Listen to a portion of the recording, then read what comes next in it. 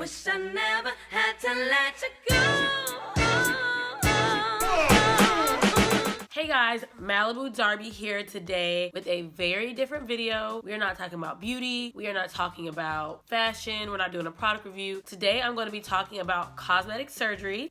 Today is September 20th, and on September 14th, I got a Mastopexy breast augmentation. So that is a lift and then an implant. And I felt like I wanted to do a video on it. I was kind of not sure about how personal I wanted my personal YouTube to be. But when I was researching and looking for videos on YouTube, I felt a void in some information, the kind of people, and just the kind of things that I was looking for. I felt like there was a void, or there was just a lot of old information, or there just needed to be more. So I'm deciding to do a video. I'm very informal, very informative, just to kind of give details and things that I think are important to know, and maybe some things that if you're looking into this surgery, some things that may be helpful to know and can possibly help you kind of decide what's best for you. Now, disclaimer, if you do not think surgery is the way to go, if you look down on surgery, if you think cosmetic surgery is a negative, this is not the video for you. This is just for people who, like myself, are looking for information and have come to YouTube to find it. So to kind of get started and go with my statistics, I am 25, I'm 5'6",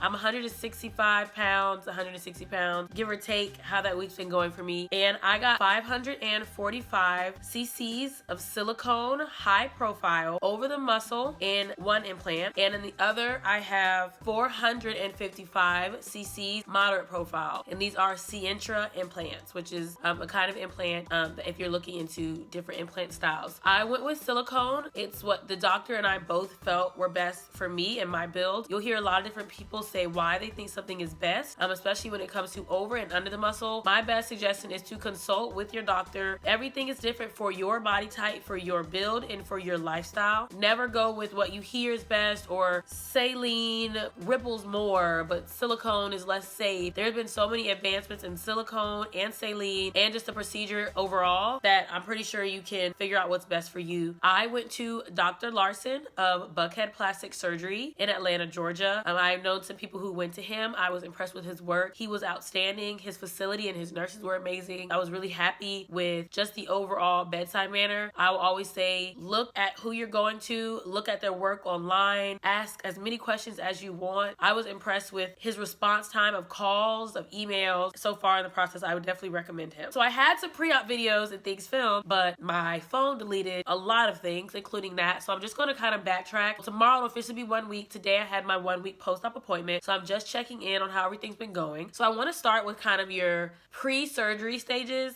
before you even go into surgery, what you kind of have to prepare to do. So I have this little baggie full of meds. Surgery, you do have a lot of prescriptions, a lot of medicines, particularly things that I bought ahead of time as recommended by my doctor. There's something called Bromelain, another called Arnica Montana. I'll put all this below, or if you have any questions about them, feel free to ask. So Bromelain and Arnica Montana are both natural supplements which prepare the body and help you with swelling, physical stress, bruising, and just kind of prepare you for the trauma that you'll go through once you go through the surgery. A lift and augmentation is a lot more invasive than just a implant. So that's another reason I want to do this video. A lot of information is just the implant, but it's a very different experience when you have the lift as well, as your body has to do a lot more healing and a lot more reconstruction just of your chest in general. I also bought vitamin C as recommended by my doctor. So I was taking 2,000 milligrams of vitamin C for about 2 weeks prior. I also had to stop taking any vitamins that I was taking. You're not able to take certain pain medications. They recommended that I only take Tylenol.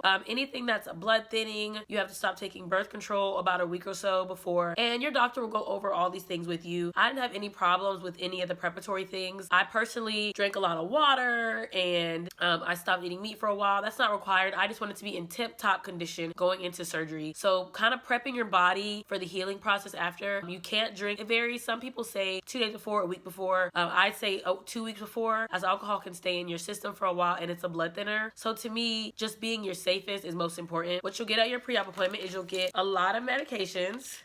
I think I'm actually missing one. I think I have about 5 prescriptions, and I kind of wrote what they do on the top of them, but essentially they are different forms for sleep, nausea, pain, muscle spasms, antibiotics, and you don't have to use all of them. A lot of them are as needed. The only thing that I had to take was the antibiotics, which I'll get into kind of my regimen with the pills later. Other things outside of medications that I would recommend purchasing just to have with you are a husband pillow, which looks like this. I got this from Walmart for I believe $12. Also an airline pillow. These are important, and no one ever mentioned these to me, but these are literally how I'm making it through right now. So you have to sleep essentially upright. I believe like a 45-degree angle. You can't lay all the way back at first or on your side, and I'm personally a stomach sleeper, so that was a huge adjustment for me. So having to sleep upright, you can imagine like the lack of sleep that you kind of get or the uncomfortable position. So having this pillow and this neck pillow were literally lifesavers as far as me being able to be comfortable and be set up and be stationary and try to at least get some sleep. I think that covers it for pre-op. So you'll kind of prepare for things really just like a week before. Most important thing I would say for making it through your surgery is having a super strong support system. My mom and my boyfriend both took days off of work. You won't be able to open doors. You won't be able to lift anything over like 5 pounds. You won't be able to bend over. It's a lot that you can't do, and it's important to have either a nurse on duty who you have and you're staying somewhere made for this, or a family or friend who can take care of you. You have to do less and just be used to asking for help. I had to get used to it because I'm used to kind of being on my own, doing things myself a lot, but you definitely need a support system. Day of surgery, I woke up at 5 a.m. I could not eat after midnight, so my surgery was to begin about at 7:30. I arrived at 6:30 and I was leaving the surgery center by 12:30. So you go in, they moved me back pretty quickly, took my vitals, gave me like the anesthesia cocktails, what they called it. I remember literally saying, I feel like I just left happy hour, and then I woke up and I was done. Super fast. I am afraid of needles. It was super quick, super easy. The day of, I felt fine. I had my ACE bandage. I didn't have like the bra that you'll see some people wear when they have implants. I didn't have that. I just had the ACE bandage around me. I was still on like the local anesthesia. So the first day I felt nothing. I was wide awake. I went to Chick-fil-A right after. I felt totally fine. The first day went great. Once the medicine started to wear off the next day, it was a little bit rougher. So I didn't have much sleep the first night, of course. I was taking my pain reliever, which was making things feel okay. I still didn't feel much. I was doing okay. Day 2 for me was horrible.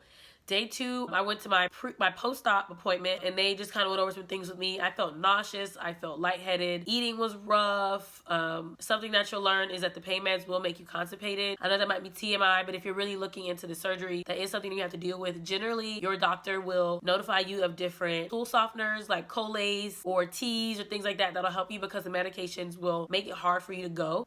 So day 2, I dealt with that. Day 3, I started to wean myself off of the med. I started to take Tylenol instead of taking the pain reliever, because I just I didn't feel groggy. I just felt like I don't want to have to take these forever. If these are making things harder for me, I would love to see if I could just kind of handle it on my own. So I slowly stopped taking the pain relievers and switched over to my Tylenol, which since then has been working out fine. Since day 3, I have not taken the prescribed pain reliever, and I've been doing pretty well. And then day 3 or 4, I finally got sleep. That's when I got the neck pillow. That changed everything. So I finally started getting sleep. I was still using the sleeping pill that they prescribed to me, but it wasn't doing much. I think it's just really about like maybe not taking naps in the daytime or just kind of forcing yourself to go to sleep. You will get up to use the bathroom a lot. You have to drink a lot of water to pump out that anesthesia that's in you, and just also you have a lot of different medications working in you at once and your body's healing. So water is super important. 5, I think, was about the same. Today now is day 6. I had, like I said, my 1-week post-op appointment today. They recommended that I switch to, I believe, Advil instead of Tylenol, because Advil will also help with the swelling, which is super helpful. As you can see, I am still pretty swollen.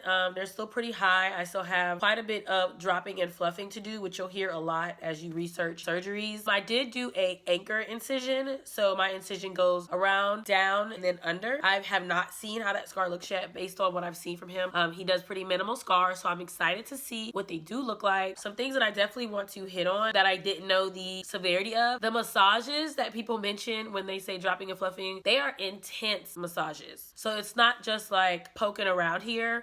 You have to really, like, you have to secure the implant. You have to really massage them intensely to make sure like everything is, I guess, where it needs to be. Implant is dropping appropriately into the pocket to make sure that your muscles and your nerves and everything are still having that sensitivity around them. So really pay attention when they teach you things like that. If your doctor tells you anything physical to do, I had to pump my legs 10 times every hour to prevent any clotting. I had to walk around to prevent any clotting. I had to do a deep breath and a cough just to make sure that my lungs were clear of any anesthesia. Things like that seem small are super important to your healing. Something I also wish people would have told me is an easy hairstyle. I had braids previously because I thought it would be easy, but then I was like, they seem kind of heavy. I would say a low maintenance hairstyle. You won't be able to reach your arms up much past here for a while. If you have something that's difficult for you to style, I would definitely recommend getting a protective style or something quick and simple, or just having your hair straight, a low ponytail or something easy like that. Or if you have someone who can help you with your hair. Right now, I'm doing this kind of like upside down puff kind of deal that I do in the morning, which is working for me, but I would definitely recommend that you have a hairstyle that's easy. Also, a back scratcher would be easy. Your mobility of your arms is pretty limited, so if something itches, everything's just kind of a little bit more difficult. So having little things like that, moving things to your countertop, you cannot move past here again, like I said. So if something's in a high cabinet, whether it's food or a hair product, you won't be able to get to it. So just kind of preparing yourself for things like that. Again, I'm at week 1. I feel awesome. I have gone to eat. I have gone to the mall. I do have times where I just feel fatigued and tired. I just kind of have to sit down, and that's just pacing yourself. I'm going to be returning to work tomorrow. I'm preparing myself just to kind of pace myself and take it easy. Ask others for help when I need to. If you have any questions, please feel free to put them in the comment box below. I am so open to helping people. I wasn't sure how I would feel before, but I'm so happy with them right now. I will tell people whatever they need to know. I would love for anyone to feel this same happiness that I feel. So I'm an open book right now. I will check back in with you guys. I have my 2-week post-op next week, so I can check in from there. I'm not sure how often I'm going to check in, but I did just want to stop in just to kind of give a little bit of information for people. Again, thank you guys for watching. Follow, comment, like, and subscribe, and I will see you guys next time. Thanks, y'all.